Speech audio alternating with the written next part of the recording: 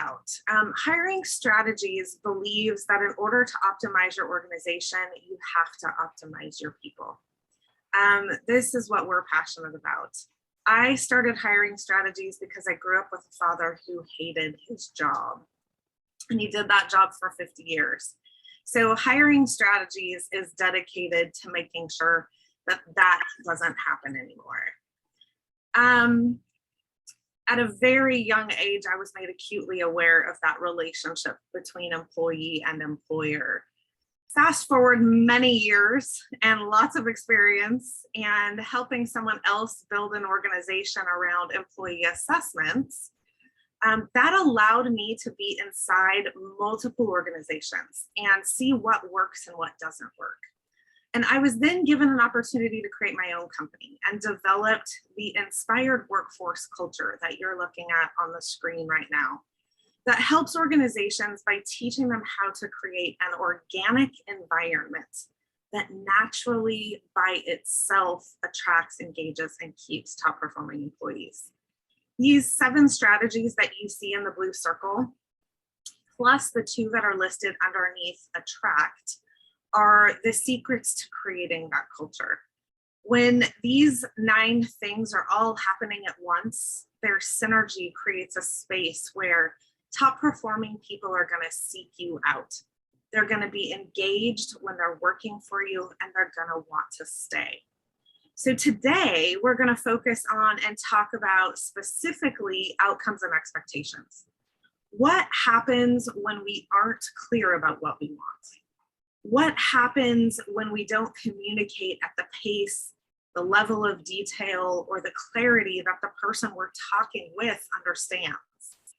What happens when we list the duties and responsibilities in our job descriptions, but not the outcome that that responsibility should provide? What happens when we do list them? We actually attract the right person. So today, it's my pleasure to introduce you to my colleague and my dear friend, Linda Silsby.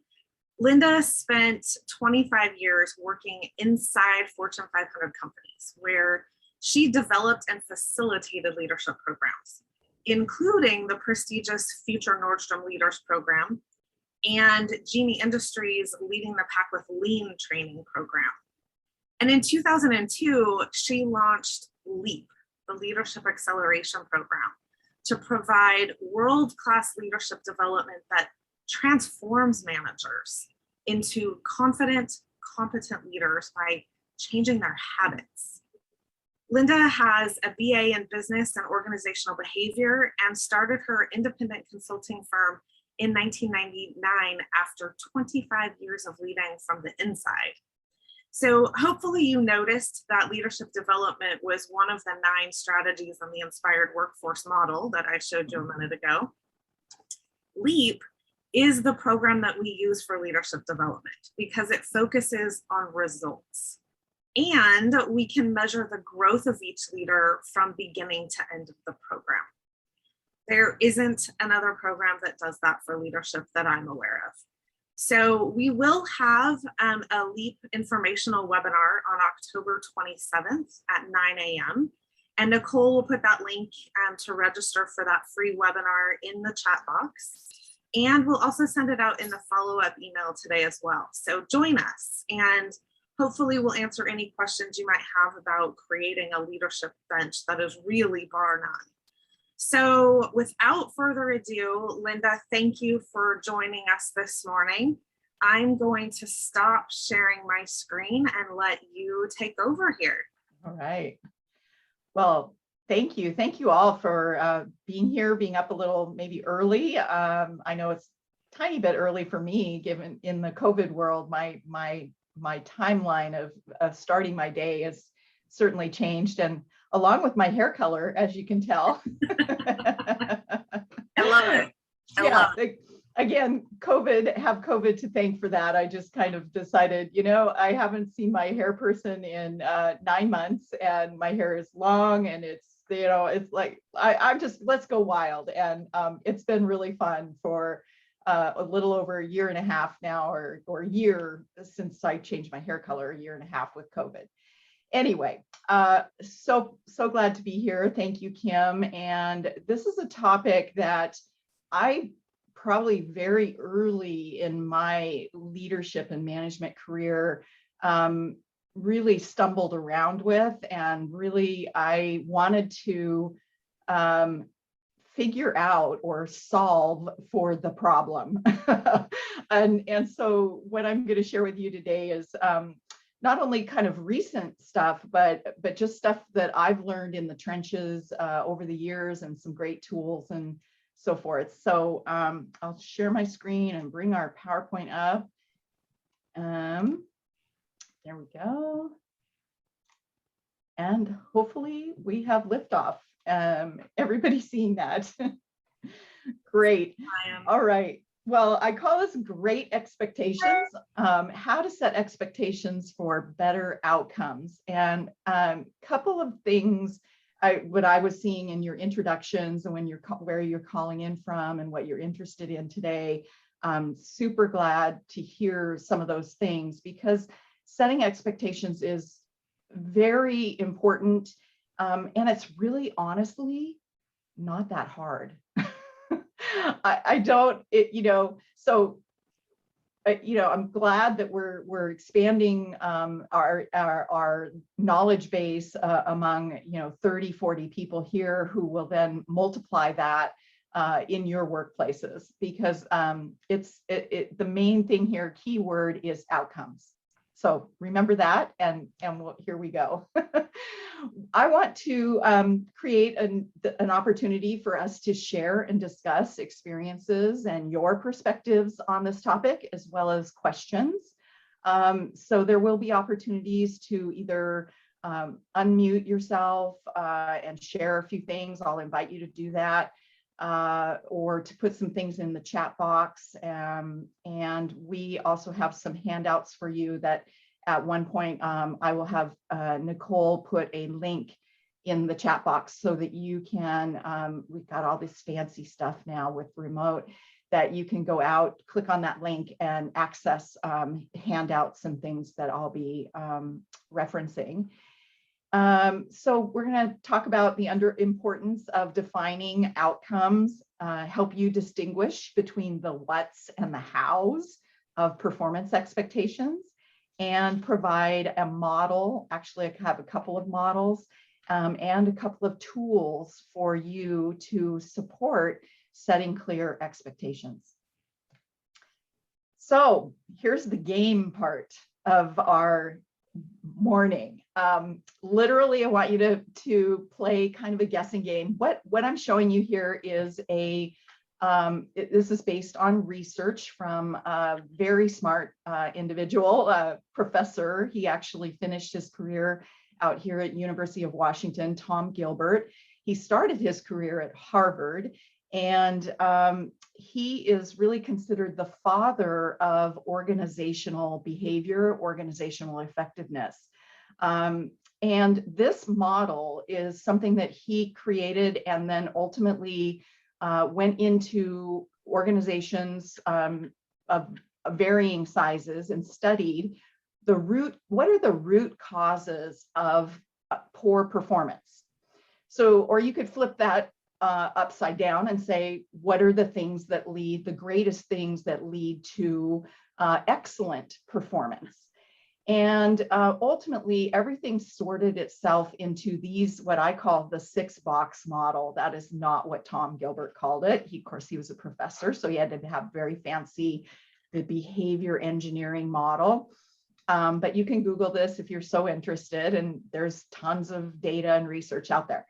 We're going to have a little bit of fun, just playing kind of a guessing game, or you could, if you like to, gamble a little bit, you could think of it like that.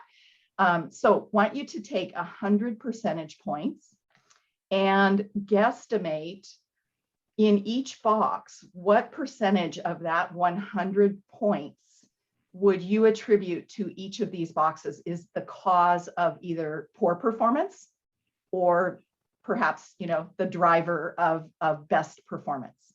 So I'm going to give you a minute. You can find a little scratch piece of paper if you want to. Make sure it adds up. I know everybody, it's early morning and I don't want to do math, But, you know, if you want to, it does need to add up to 100%.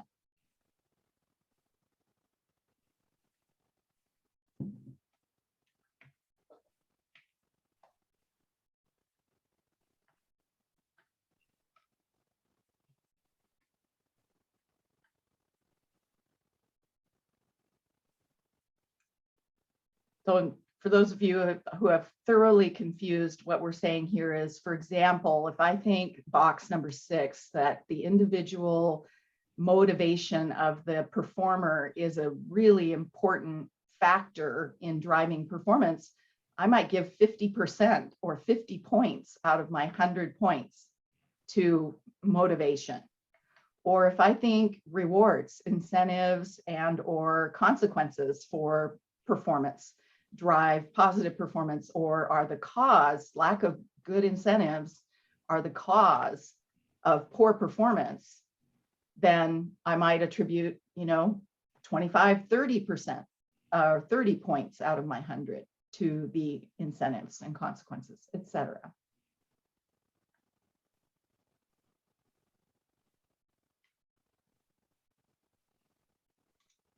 So when we're ready, I want you to shout out some, and we'll start with box number 1 on the left. What are some of your guesses here of, you know, highs and lows? Like who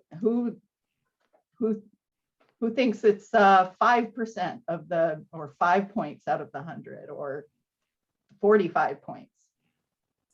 So Linda, Kelly Burkhart said 60 for box 1. Great. Do we What have else? 50, 20, 25, 40, 25, 50? That's what's coming in the chat box. Nice. 40. Anybody lower than 25? Somebody just said 15. 15. Excellent. 5. Okay. Woo. What a spread. Somebody else said 65. 65, higher than 60. Wow. Okay. Awesome. How about, let's go to the next one.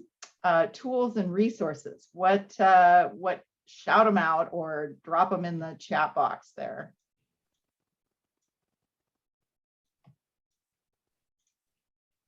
$15, 10, 10, 10.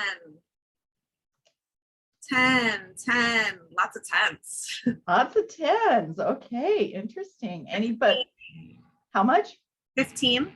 15. Okay, anybody higher than 15?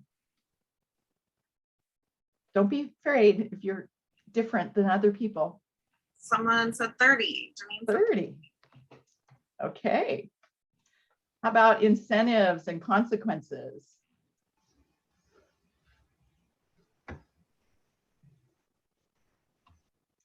5. 5. 15, 10. 10, 5, 15, 10. 10. Lots of tens. Okay. And 15. Last chance. 20. 20. Okay. All right. Box number 4, knowledge and skills. What do you think? 20, 25, 25, 5, 5. They're coming fast. 25, 25. Anybody higher than 25? We just had a 30, another 25. 15. 15. Nice. Okay. Another capacity. How about capacity? And I apologize that I didn't really, kind of explain some of these if they needed some explanation.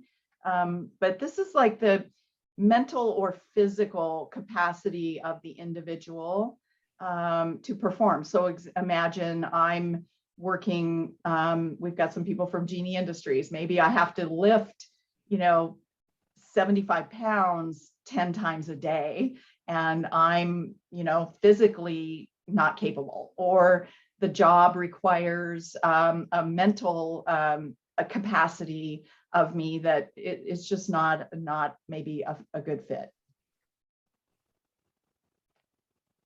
Here we have 15s, a couple 15s, a few 10s, 5, 15, 15, 10, 10, 20, 60. 60. Woo, nice. Hi, Trish. I didn't see you there. Good morning. All right. Another 10. Okay.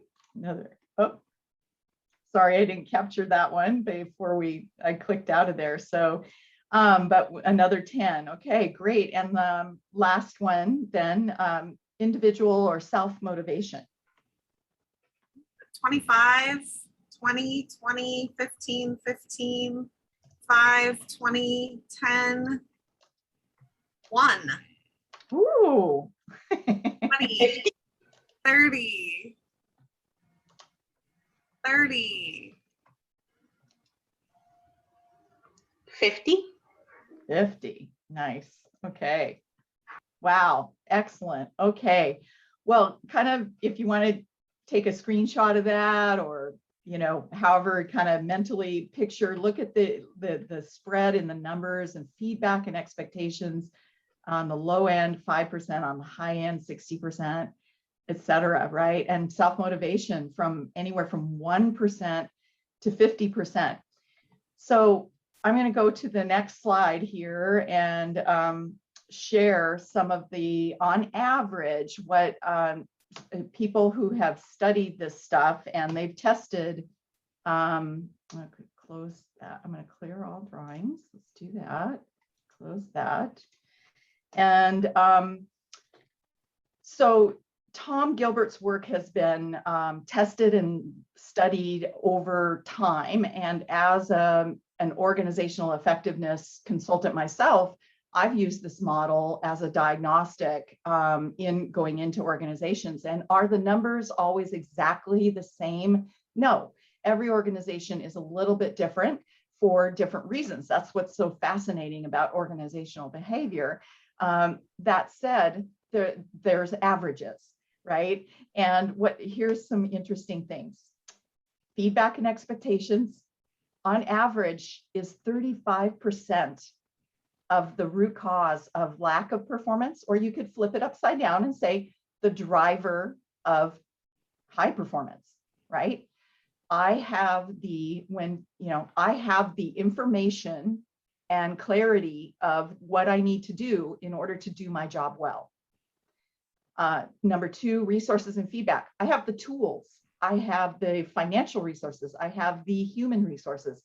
I have the physical tools or other resources needed to do my job well. Third one, so that's 26% of performance. 3 is incentives and consequences, 14%. So incentives are the positive, right? Like rewards, recognition. Consequences are the those negatives, right? Like I know if I don't do this thing, there are going to be some negative consequences. So those carrots and sticks. Both carrots and sticks work. So Linda, so the actual paycheck probably falls in this box, right? Absolutely. So they're only 14%. Only 14%. And I used to always say, the half-life of a pay raise or a bonus is about 2 paychecks. Meaning, if you know about science, half-life means the effectiveness of the drug is half as effective, how quickly it goes out of your body or loses its effectiveness. So a fast half-life is something that speeds through your body very, very quickly. So that's, that's my joking kind of way of saying, bonus is nice. And you can leverage a bonus by really, when it's handed out, being really clear in your feedback. What did I do to deserve this money, right? Did I do nothing? Or what did I do? Did I do something special? Was it, I know back when I worked at Genie, we had quarterly, it was part of the finances of the company. I can't remember what it was called, Hewitt, or somebody can probably put it in the chat box. But we had employees that, was it a special bonus, because of their individual behavior? No. But we had people who were financial experts on the company. They knew exactly what our profits were, and they almost knew down to the penny what their quarterly profit sharing check was going to be. So they were motivated to do a good job, to build high quality product, and to be a profitable company. And that was pretty cool to see. Okay, knowledge and skills is 11%, capacity 8%, and self-motivation 6%. So the thing, though, that I think is more fascinating about this model is, and I just kind of gave away one by accidentally hitting the arrow button, but the top 3 boxes and the bottom 3 boxes are kind of different elements. Can anybody see the difference there? So top 3 boxes are environmental factors. So these are factors that we as leaders and managers in the organization control almost completely, right? Yeah, Carmen said in the chat box, outside influences versus inner. Right. And on the bottom, so we often get a lot of people who think, well, wait a minute, the person's capacity and their motivation, their knowledge and skill, that absolutely, is a requirement in order to be a good match to certain jobs. And I agree, but those are the things we hire for, right? So if we failed at the front end of hiring somebody and matching them to the job in the first place, that's, too bad. And that's a problem with our hiring system, and probably something you need to talk to Kim about for sure. But if we think we've got our hiring system pretty well down, and we match people pretty well to what they're motivated to do, they have the right capacity for it, they have the right knowledge and skills, then 75% of the time, if they're not performing, there's something, either the feedback and expectations, the resources are not there, or the incentives and consequences are either not motivating or are demotivating to the individual. So pretty powerful. I think I love this model.